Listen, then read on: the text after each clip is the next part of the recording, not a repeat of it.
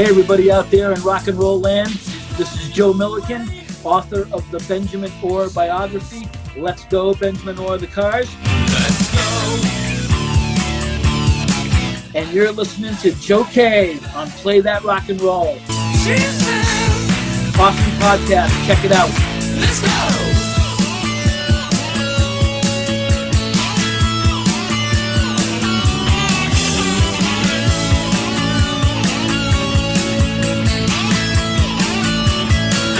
Now, when I look at the Cars discography, I notice that Ben sings on not just a lot of songs, and it's fairly evenly split on the first record, but he sings on a lot of singles and hits. But as the years go on, it looks like more of the songs that would be singles or music videos had Rick out front. And you talk about in the book, especially in the last two albums, Rick was starting to take more and more control behind the scenes, being a producer. There's a point in the book where Ben had a proposition for him on the last record, and Rick said, that's not going to happen. I don't remember what it was specifically. But as the decade wore on, Rick seemed to be sort of, putting himself more out front in the spotlight. And I just wonder, was Ben generally okay with that because he was such a go-along to get along sort of guy? Or was Rick taking advantage of the fact that Ben wasn't one to stir up trouble? Yeah, that's good. It's a good question. I think I am going to contradict myself a little bit because I just talked about how they had this partnership and there were no egos involved, and it was understood that they would go into the studio together and they would decide together who would sing what. You are right, though. Towards the end, it did become more of a dictatorship.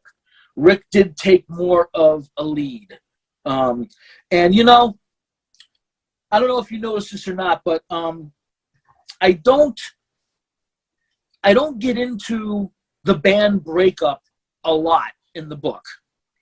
I didn't want to because, there's, the saying goes, there's two sides to every story, but in a case like this, there's probably 100 sides. You know what I mean? And if I'm not there, and if I'm not getting everybody's point of view, right. I just didn't want, and plus if a band breaks up, obviously things aren't going good. There's negativity there. And I didn't want to delve too much into a negative thing. I wanted the book to be positive.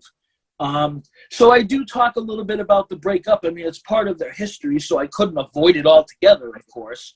But I don't talk a lot about the breakup.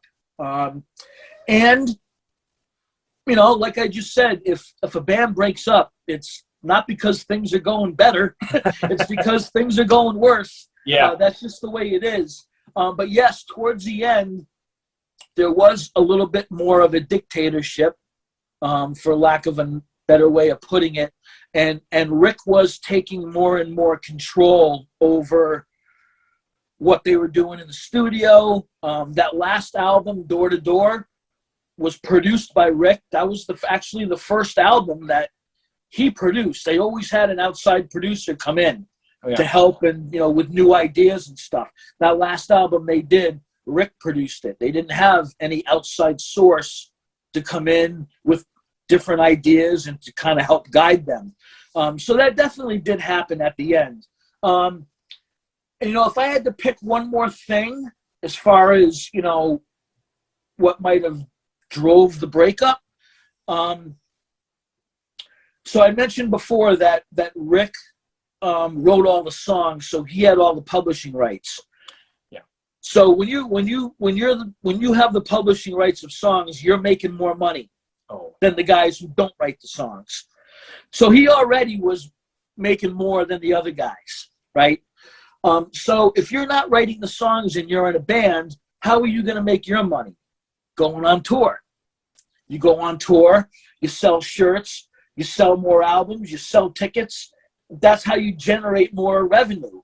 Well, towards the end of the band, Rick didn't even really want to go on tour anymore. he kind of had it. And not that I blame him. I mean, them guys, I told you about how those guys toiled away for a decade, starving to death before they even got a record deal. So they've been on the road for 25 years or however long it had been. And he was getting tired of it, you know? So he didn't really want to go on the road. And that door-to-door tour was a very short tour. They like cut their touring schedule in half. So the other guys in the band were like, okay, so you're making all these records now, and it's you have more control. You're making more money because of the song publishing, and now you're telling us you're not going to tour on top of it, and that's how we make our money.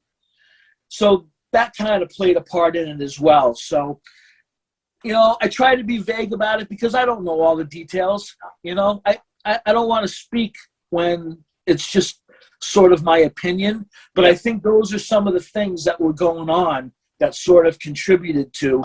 And when you mentioned you couldn't remember the detail about Ben wanting to participate more, after his solo album had come out, and him and Diane Page actually had a couple of songs that, you know, cracked the top 40, and that album did pretty well, he had suggested allowing Ben and Diane to contribute a song or two or whatever to the Cars album. And Rick wouldn't have any of that. Right. Yeah. That's not going to happen. Yeah.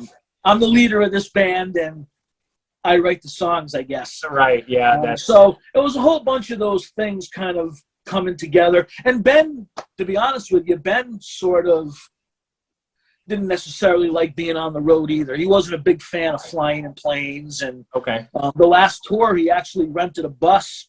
Oh, yeah. And was kind of driving around to the different venues as opposed to flying. So I think it was a mix of a bunch of different things that sort of all came to a head at the end of the band. Here comes trouble, can't you see? Why don't we go? Why don't we go away? Awesome podcast. Check it out. All right, man. You made my day. Thank you so much for that. You put me on the spot. I hope it came through okay.